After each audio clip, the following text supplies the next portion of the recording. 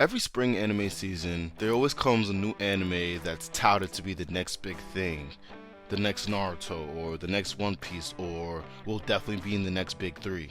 We see the tweets, we hear the chirping, we see the Reddit posts, and we're all very skeptical and unsure whether this is based in reality and fact or just a bunch of new anime fans crying wolf once again. Well, I'm here to tell you, as I would like to say, a very well established otaku, that I believe that Hell's Paradise is the former.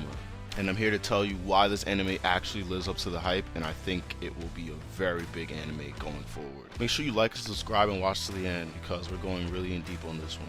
First things first, we got to shout out Mappa Studio once again because honestly, I feel like they are just everywhere. Like, I want to say Toei really had their hands on every anime, maybe from the early 2000s into maybe like 2010s, but Mappa Studio, it's really their time to shine now. Like, literally, banger after banger, you get a banger, you get a banger, you all get a banger. Everyone, like, if you literally look at the most leading and most talked about anime lately, it's been either Mappa Studios and, of course, in company with WIT, but Mappa Studios for the most part. Whenever you see that motorcycle guy at the beginning, just know you're about to see some heat. Off rip, the first episode does everything correctly without overdoing anything.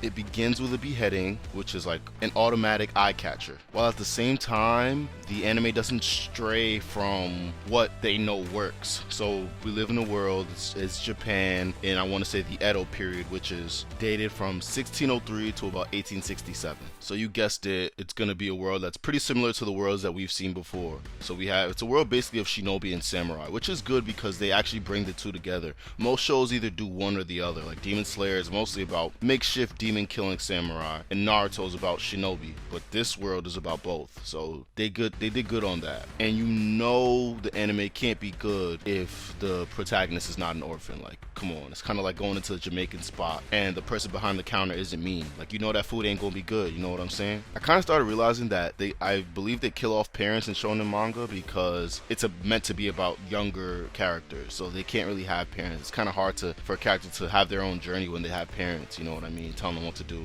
Another thing they do right from jump is introduce subliminal power scaling. So literally they're trying to execute the main character, Gabimaru, from Iwagakure, and they're having a hard time because he's so powerful. Like, they try everything. They try ripping him apart by bull, try burning him at the stake, beheading, none of it works. So it introduces, if you understand anime, you understand, like, okay, so this guy's actually very strong, possibly one of the strongest characters in the whole show. So a little different. I think they're straying from the norm where the character starts off very weak and has to build their power up. I'm starting to see now more these characters are already coming predisposed to positions of power, already very strong, probably the strongest, and they usually tend to set the standard for power scaling while only having a few antagonists that are actually more powerful. The show also does very good at introducing race theory, that I like to call it, which is basically having different races that do different things and have different objectives throughout the show. And the first example we see of this is the Yamada clan.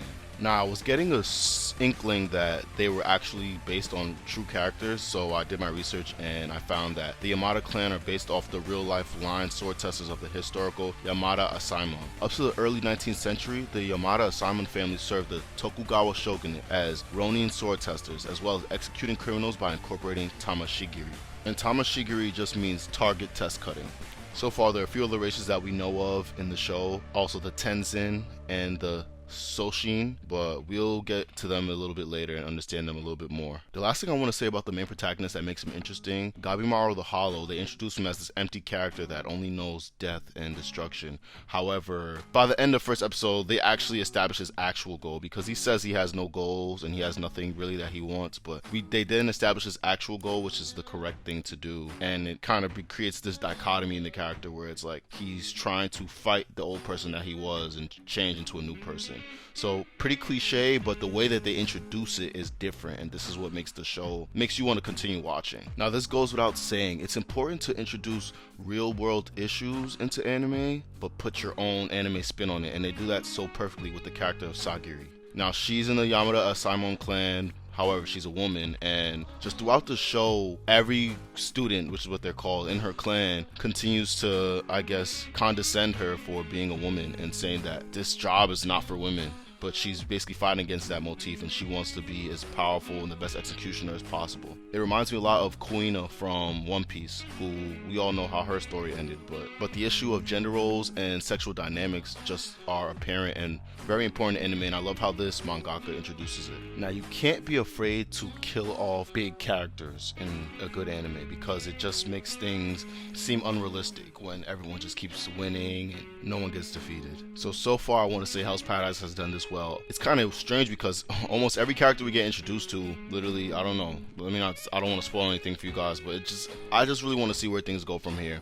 But obviously, as you guys can hear from my own tone, that there's still so much room for growth within this anime, and that's why I believe that it's really going to keep getting better and better and keep growing a fan base as well. For all my religious freaks that love the religion and the real world symbolism in anime, there's a lot of it in this show. You have a lot of Buddhism and Taoism references in there, and possibly even more to come, but we just know that there's a lot of, actual knowledge to be gained from this show and interesting things that you can learn about and research. Every great anime is rooted in mystery, and this anime is rooted in too much of it. They don't even show the journey to the island, and I pondered and questioned myself on why they didn't, and I realized because it wasn't important. The island was the story. It's not about how they got there like other animes. The journey is usually the story, but for this anime, the mission is the story. So they said, let's forego all of the journey and just get right to the juicy stuff. Just throughout the whole show, as I'm watching, I didn't feel like I was watching something that was second rate. I've tried out new anime before and I knew